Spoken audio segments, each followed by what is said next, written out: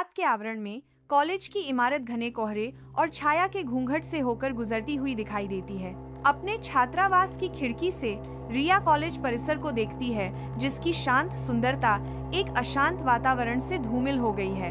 अपने छात्रावास की खिड़की से रिया कॉलेज परिसर को देखती है, जिसकी शांत सुंदरता एक अशांत वातावरण से धूमिल हो गई है। कमरा 313 अंधेरे और रहस्य के साथ खड़ा है।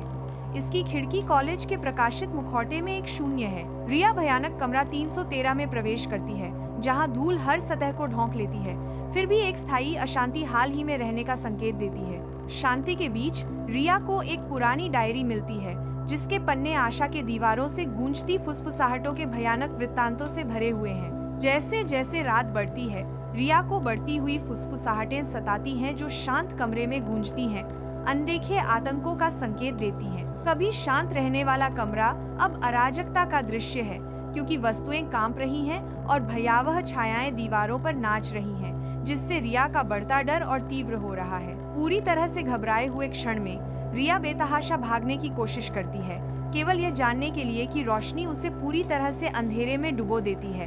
कमरा 313 में वार्डन को एक परेशान करने वाली खालीपन मिलती है, जहां कभी रिया हुआ करती थी। कमरा भयावह रूप से अपरिवर्तित है, जो समझ से परे गायब होने का संकेत देता है। दरवाजा चरमराहट के साथ खुलता है, एक ऐसे कमरे का खुलासा करता है जहां रहस्य की हवा सुबह के कोहरे से भी ज्यादा घनी है। गायब हुई रिया एक खालीपन, एक भयानक अस्पष्टता छोड़ जाती है, जो आत्मा को झकझोर देती है। रिया के कमरे में रिया की लिखावट में एक डरावना नोट एक और छात्रा को मिलता है। नोट एक भयानक चेतावनी के रूप में कार्य करता है। फुसफुसाहटों को मत सुनो, वो आवाज नहीं, एक दरवाज़ा है, और एक बार तुमने उसे सुन लिया तो वो भी तुम्हें सुनने लगता है।